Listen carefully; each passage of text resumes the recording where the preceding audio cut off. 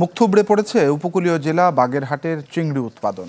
গায়ে সাদা দাগ এবং ভাইরাস আক্রান্ত হয়ে দফায় দফায় মারা পড়ছে রপ্তানিযোগ্য এই সাদা সোনা।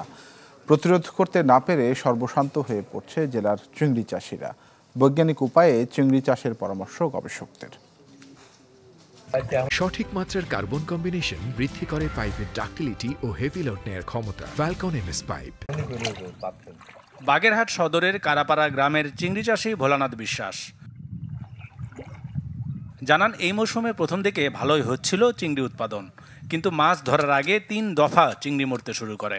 কোনোটির গায়ে সাদা দাগ, কোনোটি পানির মধ্যে মরে পচে ছড়াচ্ছে দুর্গন্ধ। যে মাছ পাইছি এই মাছ অর্ধেক পরিমাণ একটু ভালো দেখাচ্ছে, অর্ধেক পরিমাণ খারাপ।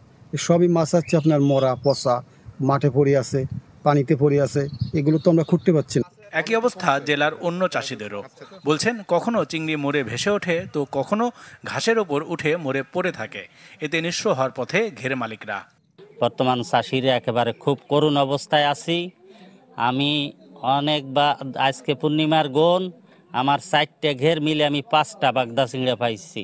ভাসি ওইটি আপনার লাল হয়ে মরি থাকে, অথবা যদি কাটাশালা থাকে ওই কাটাশালার উপরে আপনার উপরে উঠে ভাসিয়ে মরি থাকে। এই অবস্থায় মৎস্য বিভাগ ও চিংড়ি গবেষণা কেন্দ্রের কাছে প্রতিকার দাবি চিংড়ি চাষি সমিতির নেতাদের।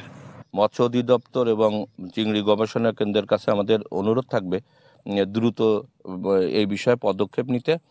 বৃষ্টির পর তাপমাত্রা বেড়ে গেলে এই অবস্থার সৃষ্টি হয়। তাই সনাতন পদ্ধতি ছেড়ে বৈজ্ঞানিক উপায়ে চিংড়ি পরিচর্যার পরামর্শ কর্মকর্তাদের। যেহেতু বর্ষা পরবর্তী সময়ে একটা টেম্পারেচার বৃদ্ধি পাচ্ছে এবং এই সময় চিংড়ি একটু ভালনারেবল কন্ডিশনে থাকে, তো এই ক্ষেত্রে আমরা একটু পুকুরে চুন প্রয়োগ করে থাকি। এই ব্যবস্থাপনা পাড় পরিষ্কার করে রাখি, তাহলে আমার কাছে মনে হয় যে অনেকটাই আমরা এটা প্রতিরোধ করতে পারবো। এবছর জেলায় 55,000 হেক্টর জমিতে 57,000 চাষি চিংড়ি উৎপাদন করেছে। Desk report, channel 24।